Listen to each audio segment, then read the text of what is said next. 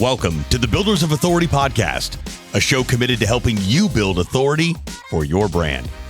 In the realm of business and personal branding, authority stands as a cornerstone.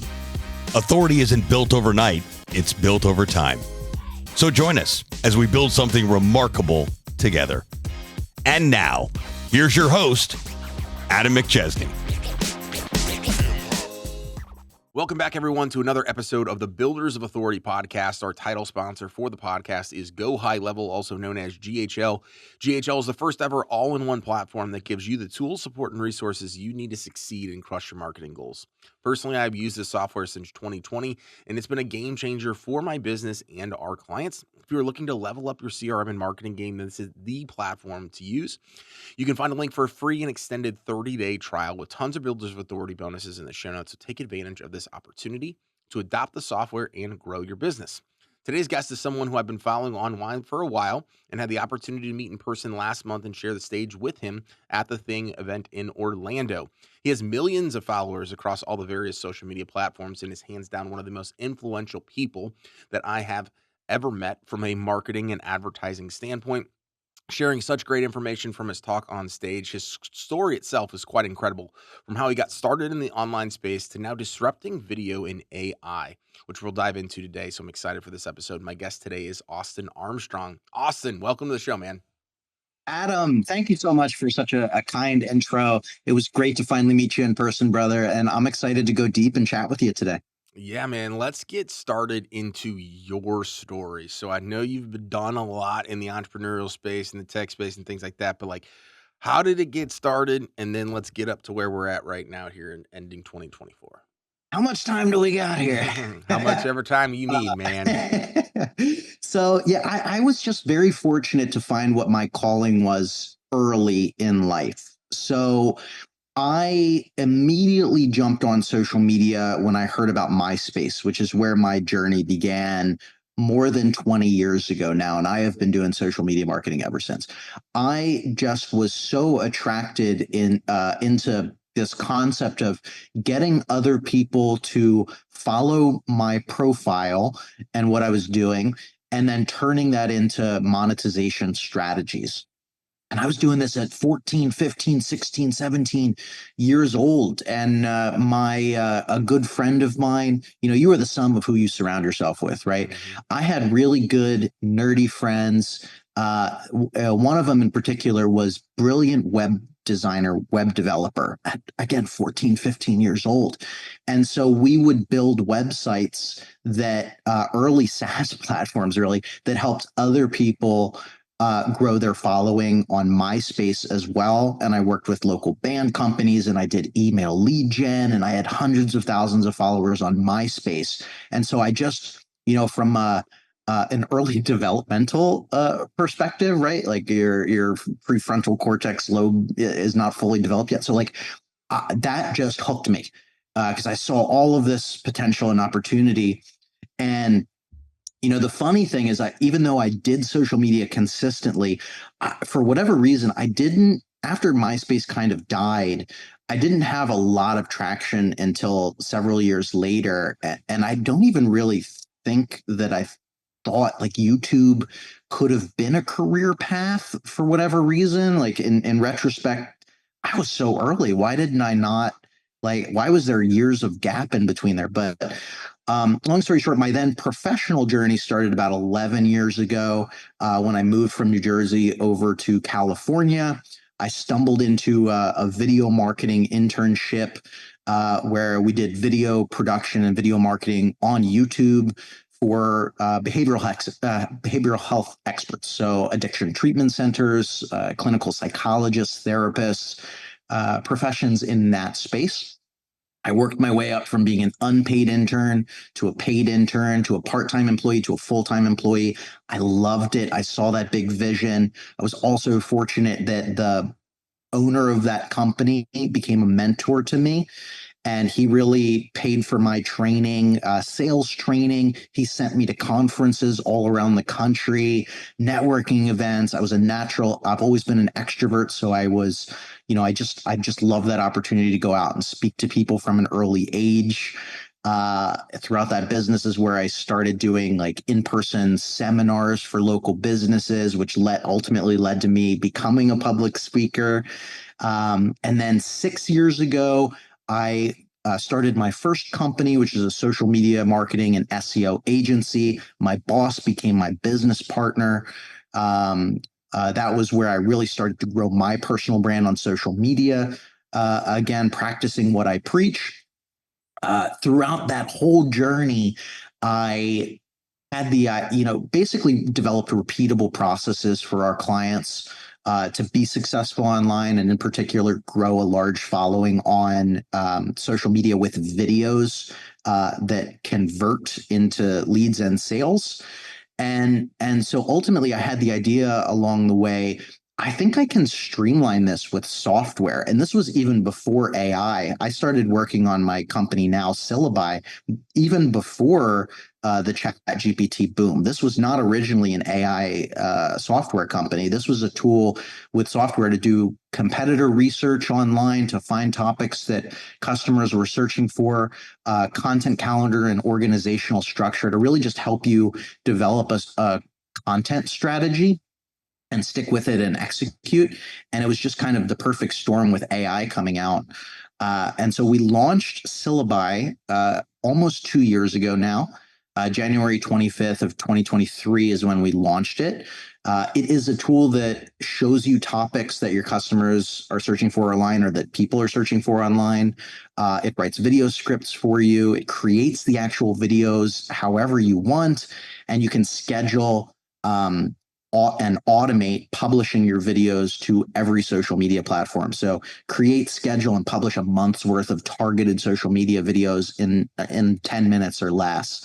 And it's really because of that whole journey of just finding my passion in social media very early and sticking with it through many ups and downs along the way. But I love the journey, and I still feel like I'm just getting started 20 years in.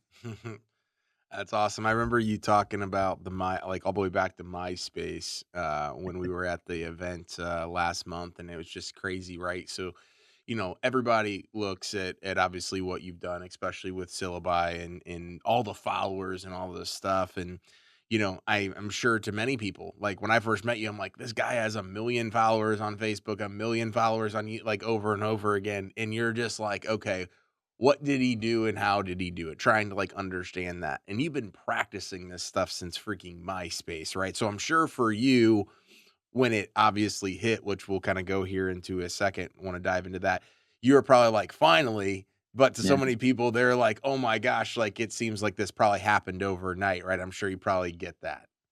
Yeah, I mean, partially, like there's a to try and get a lot of followers, you have to have a little bit of a healthy narcissism, I think. I try to be a good person, but like I sought it for a long time, and to be just completely transparent and honest, I was a little frustrated before it just started to click again, because I had hundreds of thousands of followers when I was a teenager.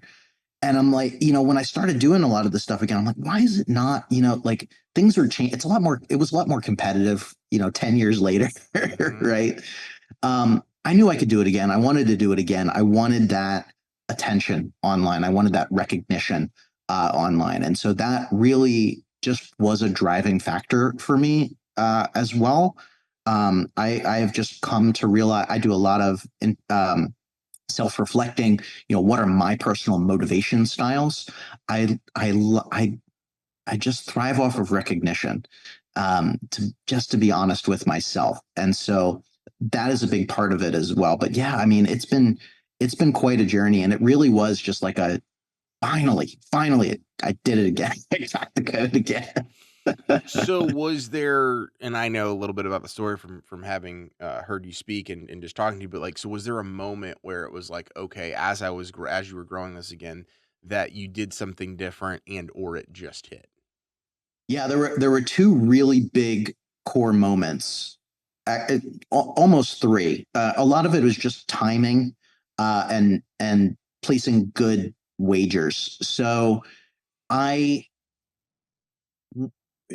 I had started my agency about a year prior, and then I was actually let go from my job, my full time job, in 2020, middle of the pandemic.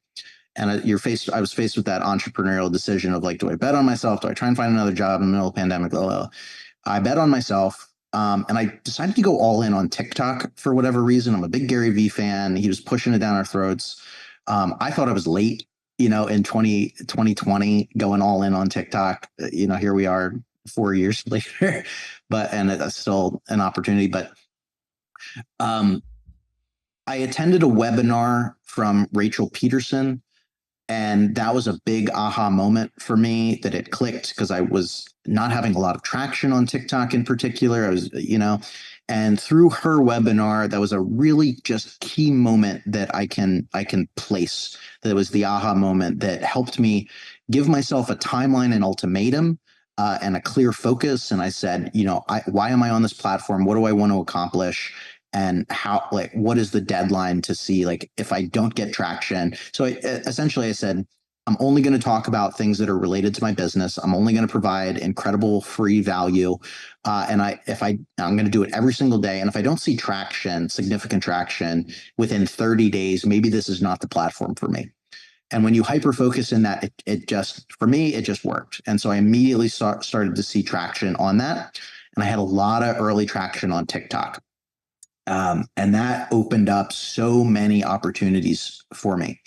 I became an SEO guy on TikTok, which there really wasn't many people growing on TikTok talking about SEO at the time. So I became an SEO guy. I launched an SEO course. I got a ton of SEO clients from TikTok, and I kept growing my account, and it turned into, well, how are you growing on TikTok so fast? Can you teach that? That led into me trying to figure out short form video across all of these other platforms. I was also banned from TikTok.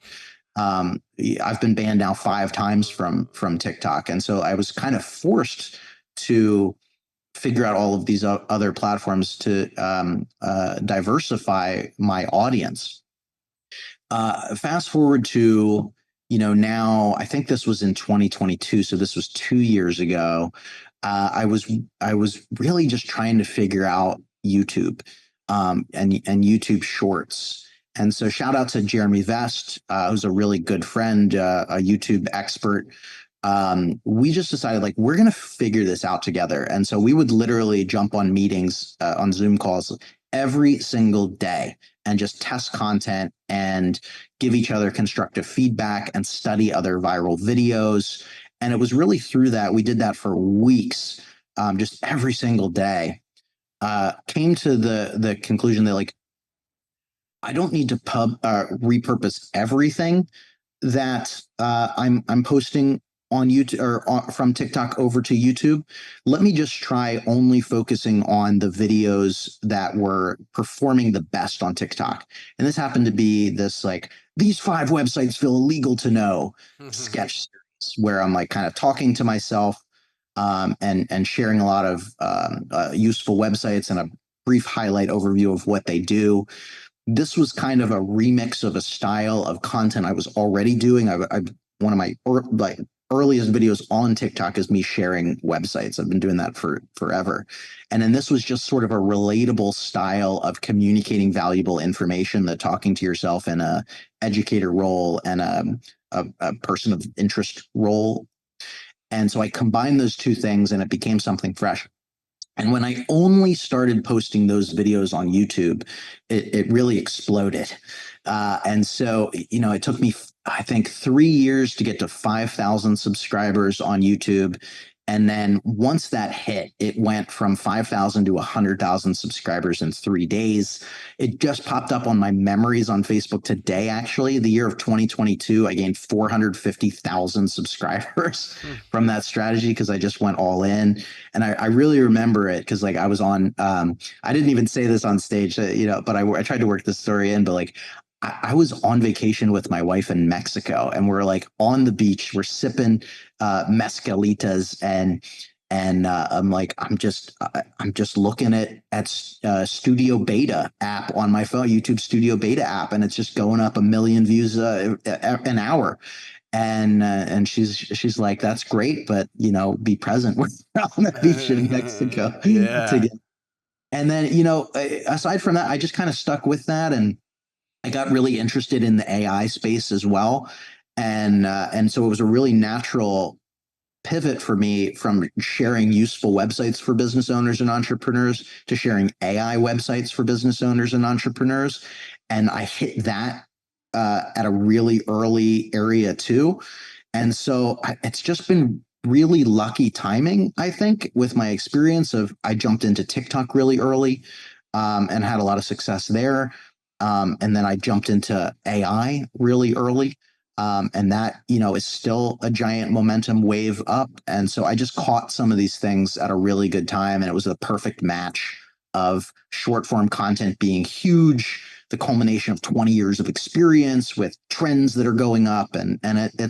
It's really worked out. It's been an amazing journey. Yeah. So, I mean, I want to reiterate that for the audience and kind of bring it all together. I think I hear three things is one, your experience, right? That you mentioned, like, hey, I've been in this space or in the online space for a while.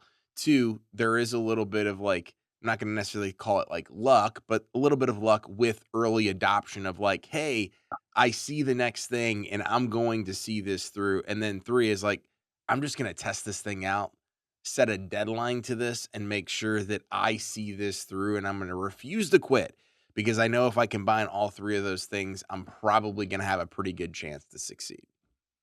Yeah, you got to be okay with failures too, because like I have like an early adopter mentality, and that doesn't always work. Yeah. Like, one comes to mind. I really thought 360 video with VR was going to be the biggest thing ever, and so like I got an Oculus One headset and I got a 360 camera, Mm-hmm. and I thought this was going to because I was still in the behavioral health space at the time. So I thought this was going to revolutionize therapy. And so we did all these like weird things where we would do mock therapy sessions with therapists in a therapist office, and I would sit there with a 360 camera strapped to the top of my head, and we would record these mock sessions and put them up on YouTube that supported 360 video, and it like that just totally flopped, Mm. just absolutely nowhere.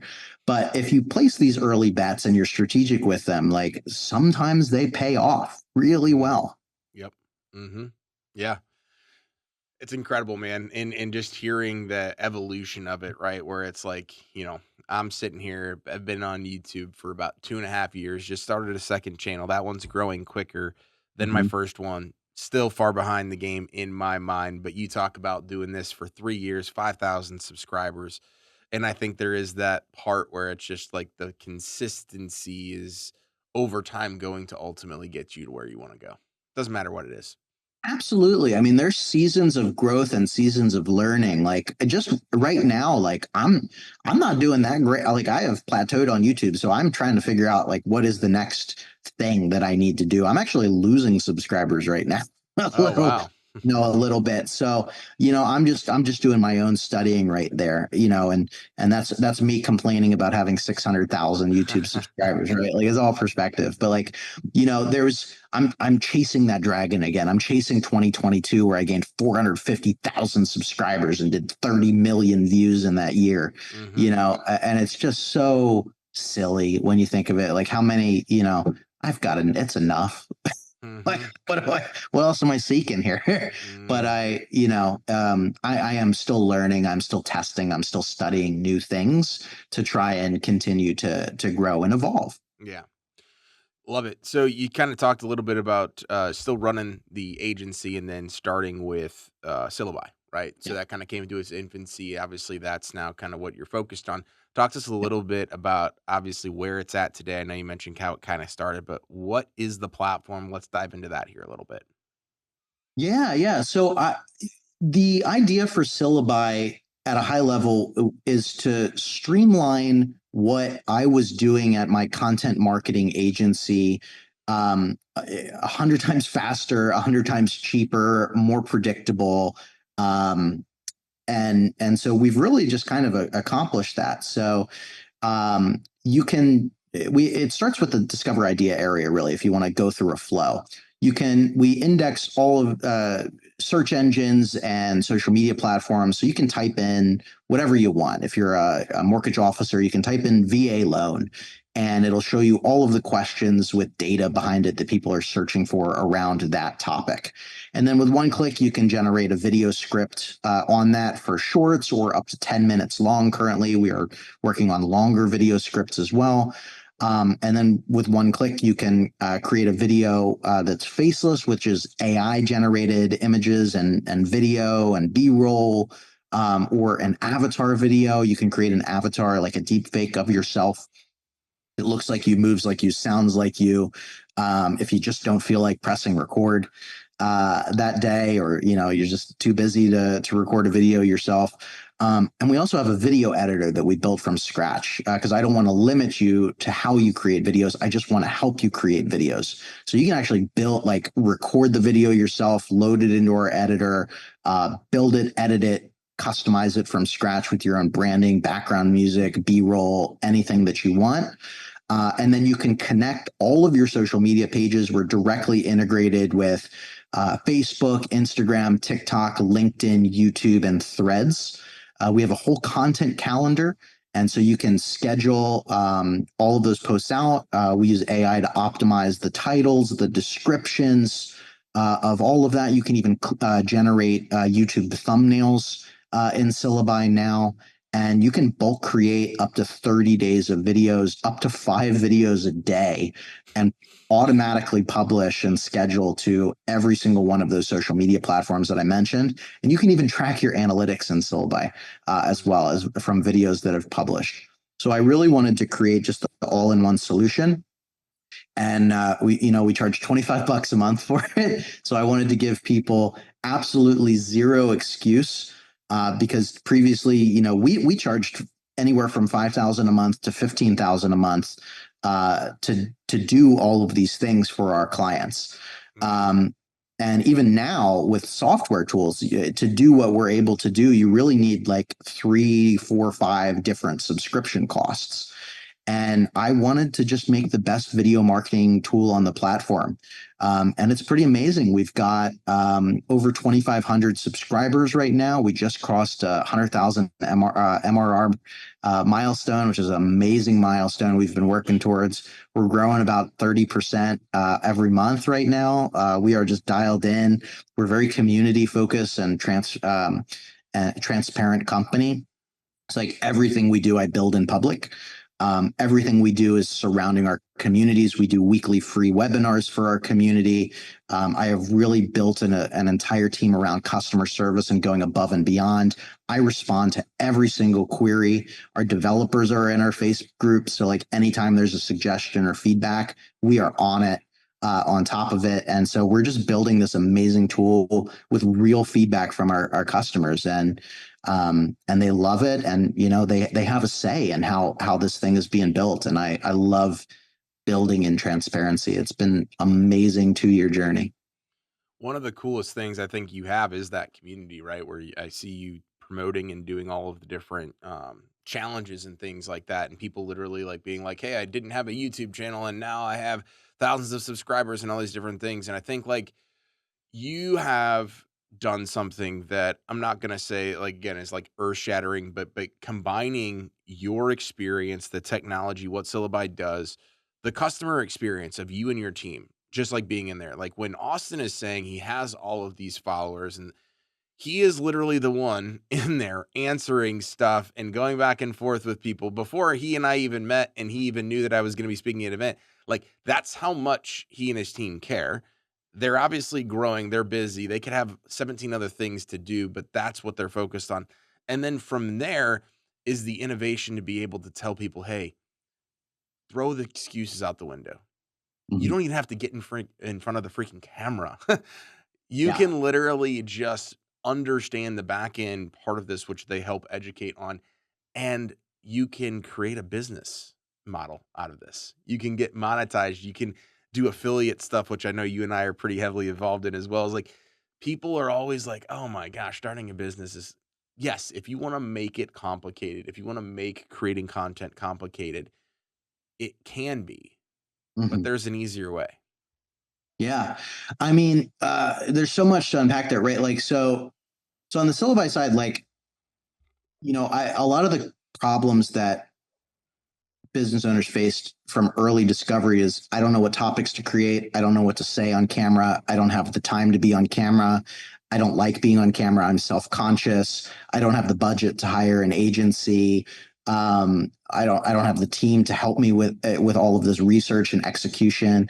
And so I'm like, we can just streamline all of this. And it took 2 years to get to where we are, but and we're still improving. But like all of those things are really solvable now, which is pretty amazing to at least get you started, right? Like you don't need to be on this platform forever, but like if you, I mean, I hope so, but like, Yeah. depending on like where you're at, if you just have that procrastination of like, analysis paralysis, there's so much that I need to do, just like use this to start and get where you want to go. I think we've had over 50 channels now grow past from 0 to 1,000 subscribers, and that's growing every single day. We've helped tons of channels monetize already, and different monetization strategies.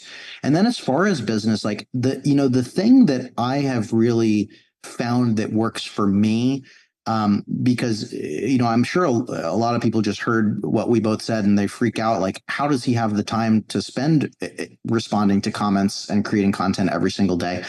And it's because I'm not a solo founder. It's because I have found the right people to outsource my suck to. I don't want to be a solo founder. I don't want to learn how to code. I don't want to do our finances. I don't want to do, there's a lot of things.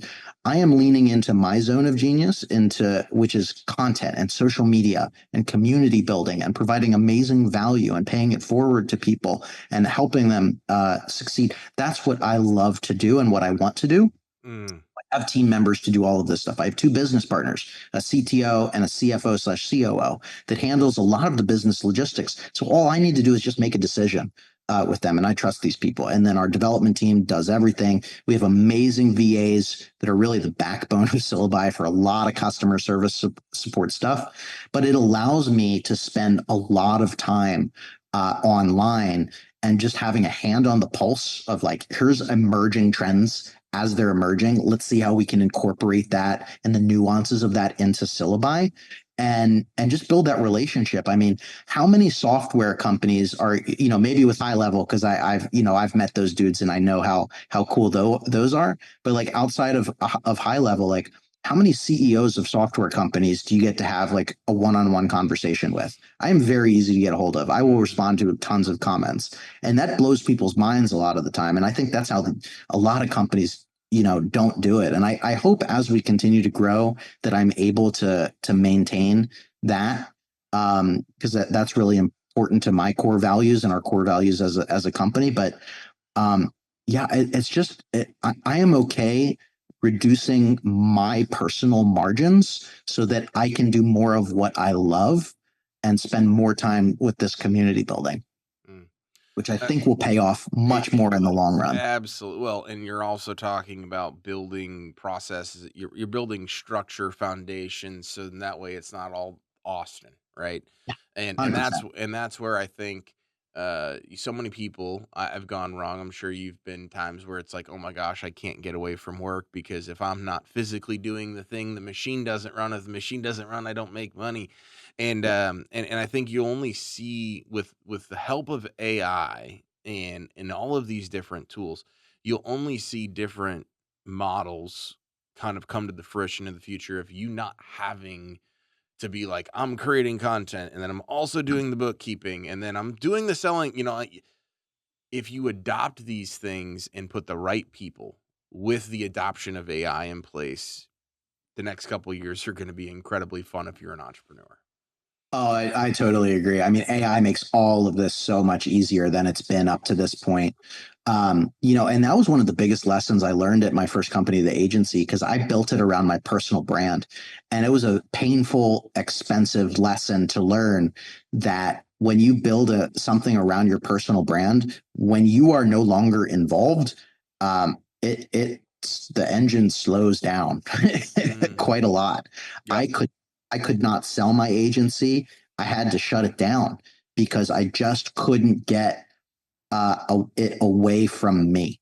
And so that, that's just valuable lessons that I've learned, and I've applied that into Syllaby now. I learned from those past, I don't think I'm not going to consider it a failure because the agency made a lot of money. It was very, very good. But, these are lessons of things that I will do moving forward. So like, I'm going on vacation on Saturday. Like I'm, for the rest of the year.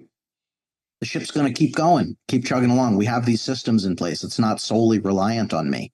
And when you first start a business for the first time, if you don't have those people that you can help, you have to do a lot of that stuff yourself, right? And then it's like what's worked for me. There's a great book on this, Buy Back Your Time by Dan Martell, is, get far enough along with money or whatever, and then just put a dollar value on your time and outsource the thing that you hate.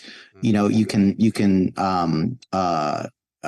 time inventory, which is a concept from that book, and even like 4-Hour Work Week is a much older book on that same concepts.